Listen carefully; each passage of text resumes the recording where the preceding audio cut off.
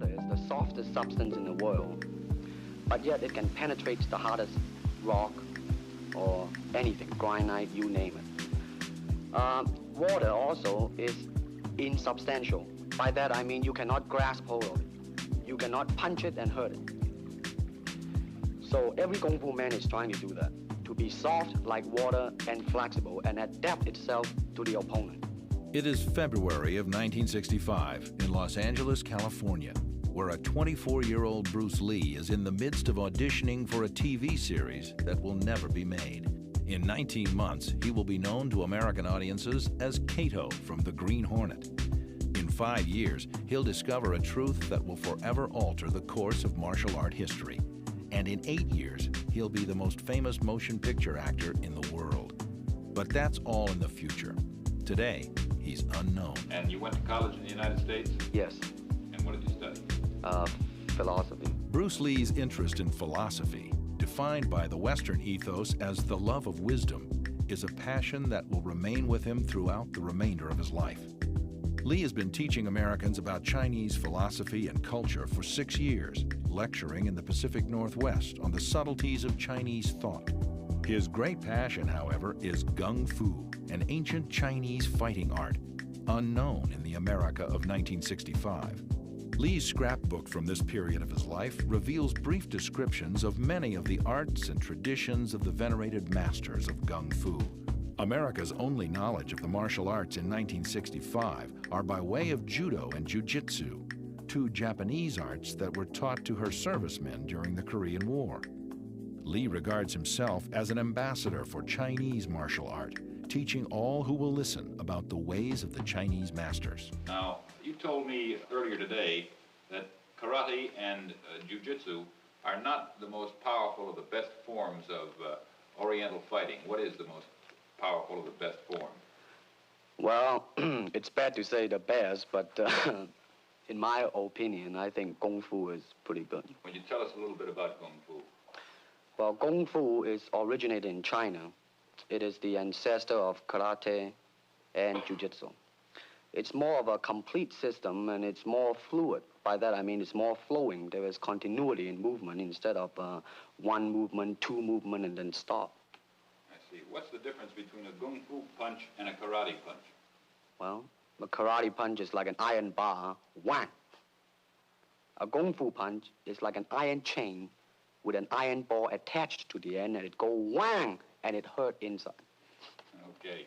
Lee has studied a system of Chinese Gung Fu for the past 9 years called Wing Chun, and is considered one of the art's most talented and articulate exponents.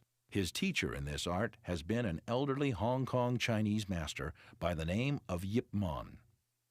Despite his proficiency in this style of Gung Fu, his study of philosophy has caused him to question. And now he begins to question why most martial artists, Chinese and otherwise, seem more concerned with preserving tradition than with looking more deeply into the matter to penetrate through to the ultimate truth of martial art. Moreover, Lee has begun to develop his own method of Gung Fu, which he describes as non-classical in nature and which takes as its core the principles of economy of motion, simplicity, and directness. All right, for instance,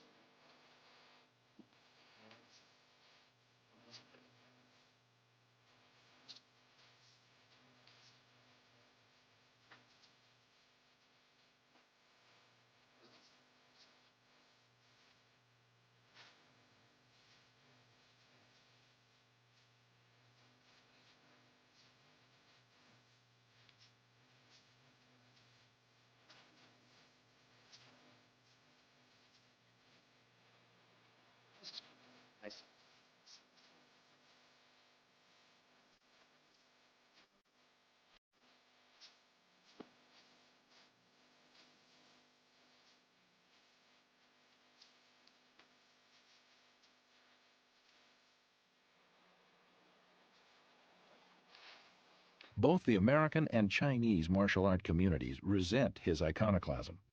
For such a young man to stand up against thousands of years of tradition and venerated authority is considered a direct threat to the status quo and its entrenched power base. Prior to Bruce's coming to this country, you know, Gung Fu was alive in most all the Chinese communities, but there was nothing taught to outsiders, basically. And Bruce came along, and with that basis of trying to create equality amongst all people, regardless of race, he chose to, you know, to let anybody into his school, regardless of what color or race they were, as long as he knew what was in their heart was good and positive. Why he took them in, and like when he was down in San Francisco, where the Chinese community was much more like being in China, they took exception to it, and he had to fight his way out of it. In Oakland, he received a challenge from the San Francisco Chinese martial arts community, and the challenge read that Bruce, if he were to be defeated in this challenge, would have to cease teaching Caucasian or non-Chinese students. And the Chinese martial artist came over from San Francisco to Bruce's studio in Oakland, and a very formal challenge took place. I was present there. In fact, I was 8 months pregnant with Brandon, and James Lee was there. And this fight with this Chinese martial artist lasted about 3 minutes. It consisted of a lot of running, where the Chinese martial artist took off and started running around the room, and Bruce was pursuing him before Bruce finally got a hold of him and took him down to the floor and made him give up. And after the challenge ended, with the Chinese martial artist being soundly defeated and they all went away, Bruce won the right to teach anyone he wanted to.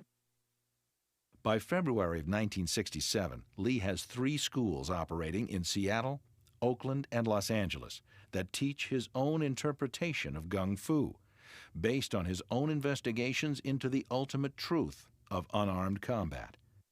However, by now the young man is openly critical of the traditions and limitations he sees as inherent in the martial arts as they're currently being practiced in America. He believes they lack a solid grounding in reality, consisting of rehearsed self-defense routines that are employed in predictable and patternized rhythms.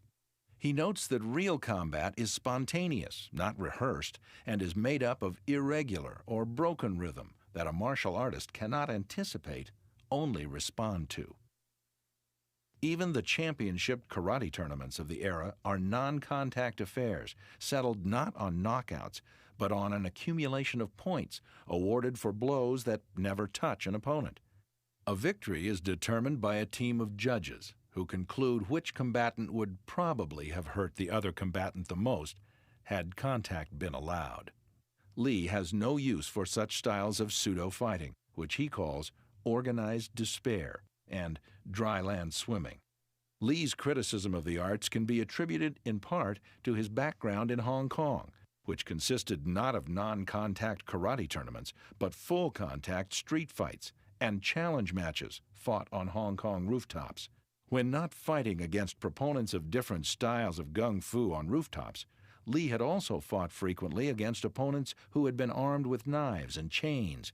In such real-world encounters, referees and judges were not necessary. Rather than participating in non-contact karate tournaments, which he considers little more than glorified games of tag, Lee instead devotes himself to devising a more scientific approach to unarmed combat. His research leads him to the science of Newtonian physics and the techniques and principles of European fencing and Western boxing, where efficiency, not tradition, are the touchstones of both disciplines. Lee's research causes him to understand that the only litmus test of a combative technique's worth is whether or not it can be landed effectively on an opponent. Anything that's ornamental is discarded from his style. He retains only those techniques that he himself has determined to be practical in real self-defense situations. Lee is the first martial artist in North America, if not the world, to have his students don boxing gloves, headgear, and body protectors and spar all out.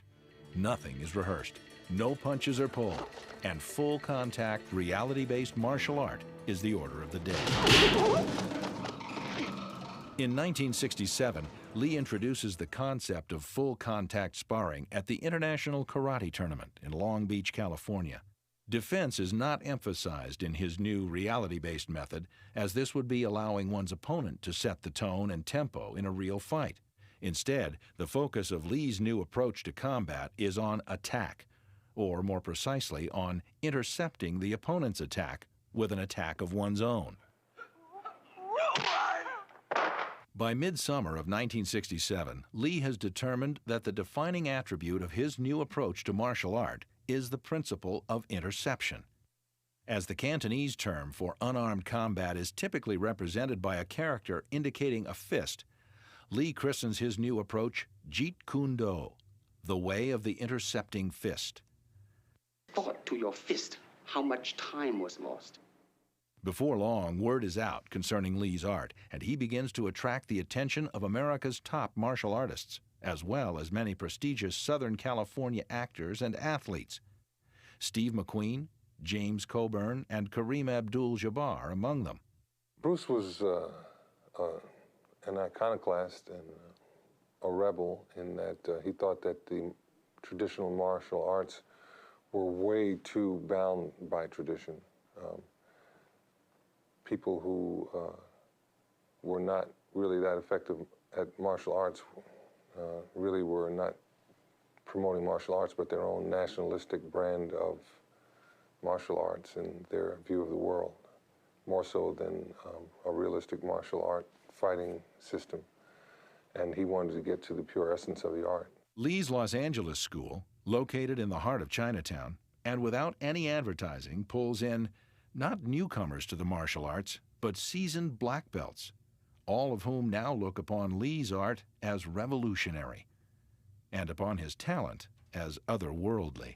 With the top actors and martial artists in America now coming to his home for private instruction, Lee is the toast of the martial arts world.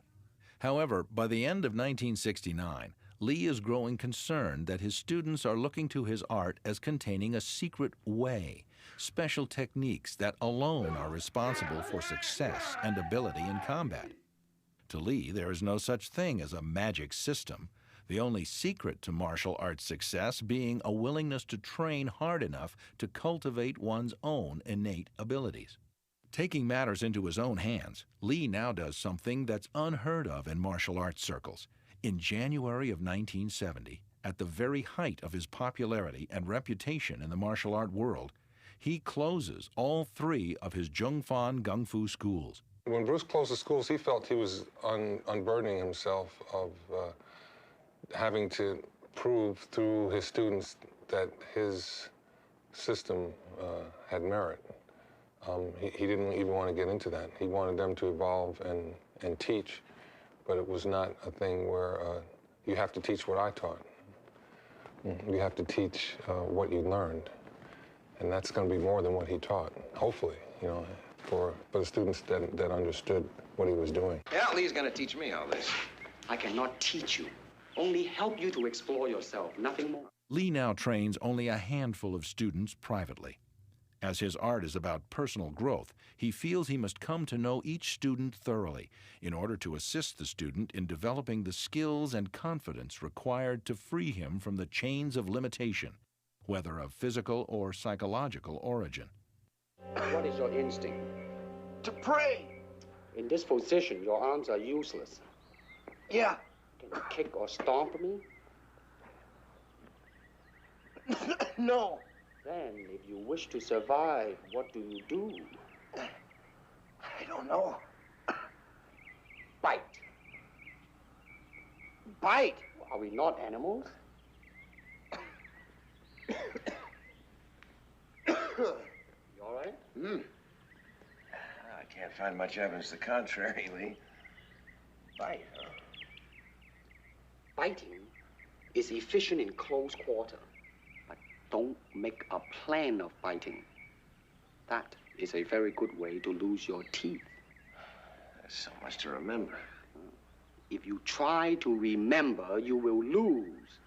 Empty your mind. Be formless, shapeless, like water.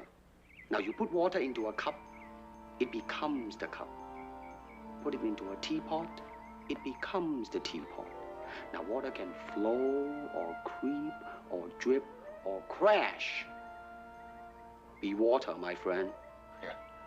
Why don't I just stand in front of Bolt and recite that to him? Maybe he'll faint or drown. When is it? Tomorrow. You are not ready. I know. Like everyone else, you want to learn the way to win, but never to accept the way to lose. To accept defeat, to learn to die is to be liberated from it. So when tomorrow comes, you must free your ambitious mind and learn the art of dying.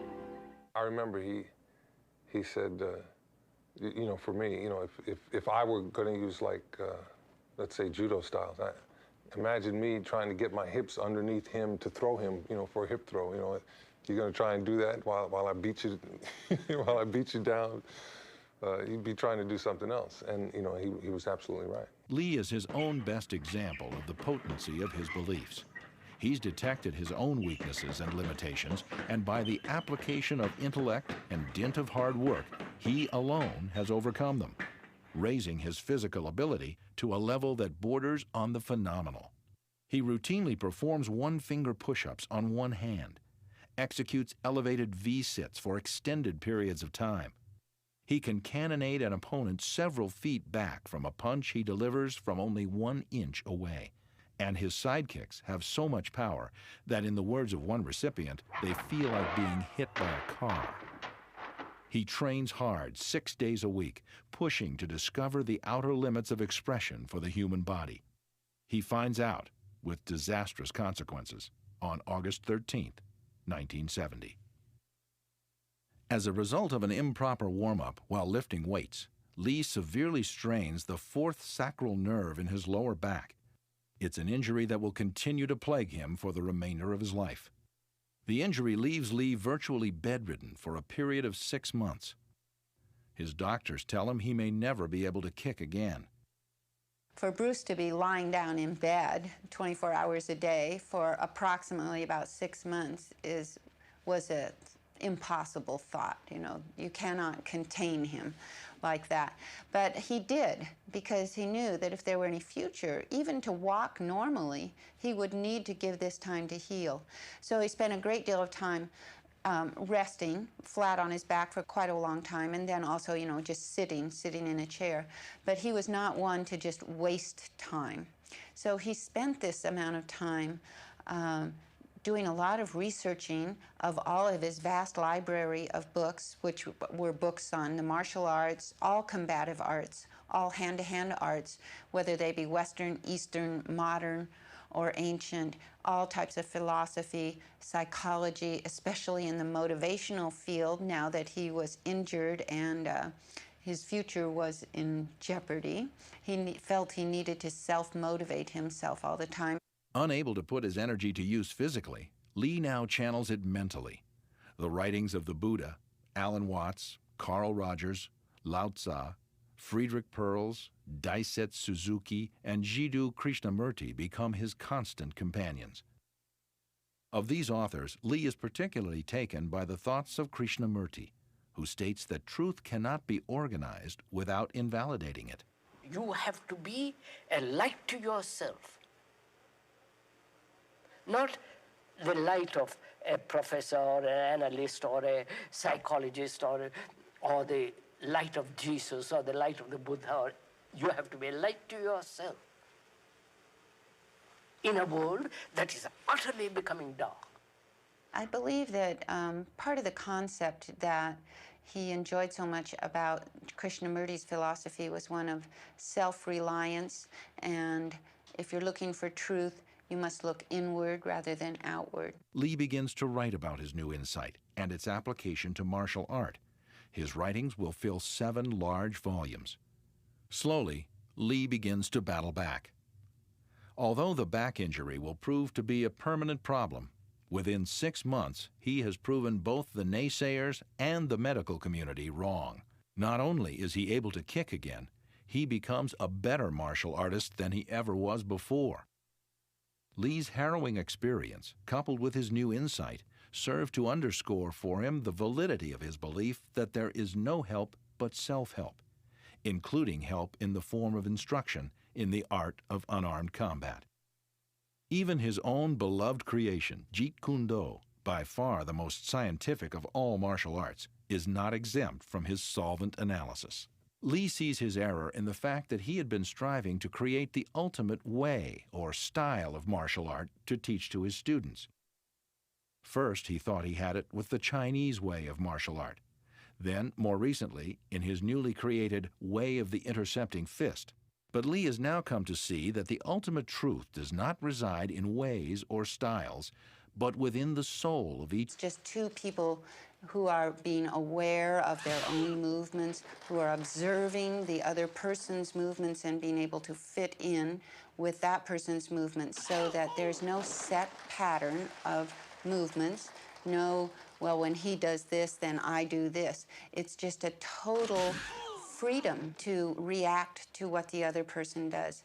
In fact, Bruce inscribes it perfectly on the back of this medallion, where he wrote the words that have become his motto. And it says, using no way as way, having no limitation as limitation.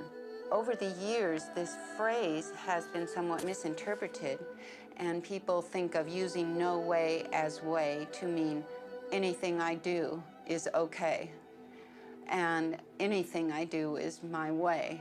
I don't think Bruce really intended it to mean that way. He just meant not to be boxed in by a certain way, so that you never get into a situation where there's only one response. You adapt to what the situation calls for. I think Bruce had that down pretty well. When there is a way, there lies the limitation. To me, that's the whole key right there. You know, do you know yourself? Do you know your skills? Do you know your weaknesses?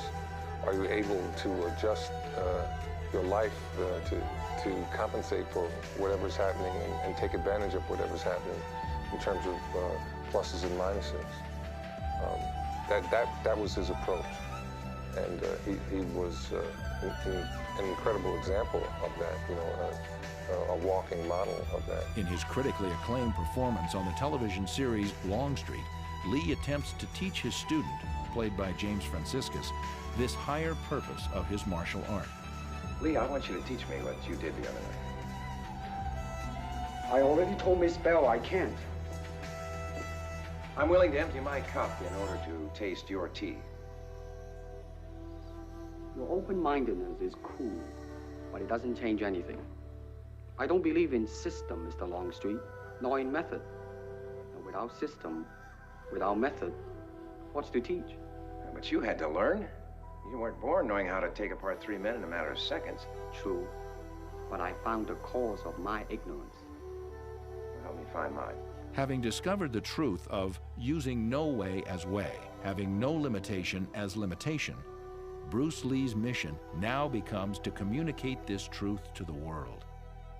The most effective approach, he decides, is not in private one-on-one instruction, but in bringing this truth to the big screen, his quest to create a new genre of film that will reveal the higher purpose of martial art, his challenge to overcome the prejudices of Hollywood.